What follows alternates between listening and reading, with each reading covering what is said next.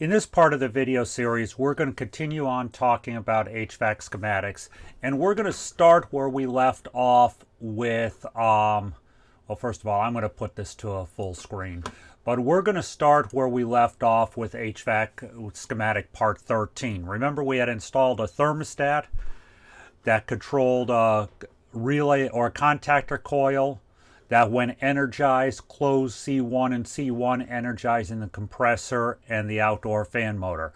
We had added a transformer that put our control circuit, which is this lower part of the circuit, on low voltage. Now, there are no safety devices installed in this circuit, so for safety reasons and also for protection of equipment, we need to start installing some safety devices as we move forward. So I've copied this schematic over onto part 14, and I'm going to make some subtle changes here, okay? First of all, I'm going to remove, actually, we're just going to remove that thermostat. I'm going to remove some wiring. Going to remove some labels, okay? And I'm just doing this to make it a little bit easier. I'm going to shorten that line because I want to move everything over, because I need to install my safety devices before, okay, because it's just how it's done in industry most often, before that contactor coil.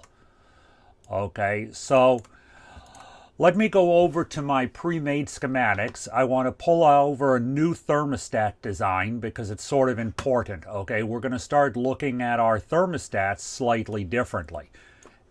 Okay, because our thermostats is more than just an R and a Y terminal. So I'm going to pull that over, and then we're going to start talking about how that's wired. So here's my thermostat. Okay, and I'm actually going to, let me pull this down.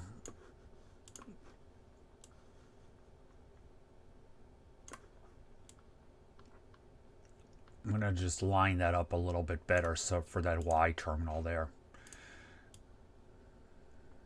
Why do I take the time to try to make all these schematics look as neat as possible? Because if you draw neat schematics when you first get started, you have nothing to worry about when you're in the field trying to do this fast, okay? When we're doing training, we have time to draw neat schematics. So the first thing I'm going to take over is my high pressure switch, okay? What is a high pressure switch? Pressure rises in the refrigerant system because of like a dirty condenser or something like that. That doesn't prevent heat from leaving the system or from being rejected. We want to open a pressure switch, okay?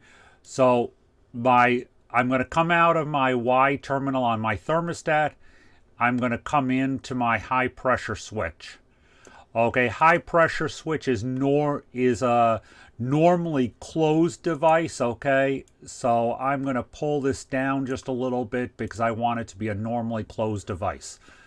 Then I'm going to come over here, back over to my other schematic, and I want to pull out a low pressure switch as well. Okay, I'm going to pull this low pressure switch, and I'm going to come back over to my schematic, and I'm going to put in my low pressure switch. And again, I'm going to pull my pressure switches there. Low pressure switch is a normally open device. Okay, let me label it and I'll talk about that real quickly in case you haven't worked with pressure switches before. But let me throw some labels on this. This is HPS, high pressure switch, and this is LPS. Okay, so the way this actually works is if my thermostat is calling for cooling, in other words, the temperature has risen, I now have the cooling on. Okay, we have R to Y closed. We've now closed the circuit there. If my system is not overpressurized, if it hasn't gotten too hot, if everything's working properly, my HPS is closed. If the system has refrigerant and is at a high enough pressure to allow the compressor to work properly, the LPS is closed and it energizes the coil C1. Now there's two conditions that the LPS will open on. First of all, if there's a refrigerant leak and the refrigerant has leaked out of the system, okay, LPS will be open, low pressure switch. If you hold a low pressure switch in your hand, not connected to a system, and take an ohm reading across it, it's going to read as an open switch. That's actually how you check them. Okay, if it's in your hand, not connected to the system, and is an open switch, it's a low pressure switch. High pressure switch at atmospheric pressure, in other words, if you're holding in your hand, a high pressure switch will be closed. The other thing to note is most high pressure switches have a manual reset button. They will not reset automatically. We don't want them to reset automatically because there's a problem someplace that's causing a hazardous condition in the system. A low pressure switch will reset automatically. And that brings us to the second reason a low pressure switch may open, because the outdoor temperature has dropped too low for the system to be holding the pressures the way they need to be to work properly. Remember, refrigerant cools the compressor, so we really don't want to run the compressor if there's not enough refrigerant in there to provide proper cooling. So in this schematic, the biggest difference from the last one is that we added the two pressure switches. In our next schematic, we're going to start looking at how the G terminal on the thermostat controls an indoor fan.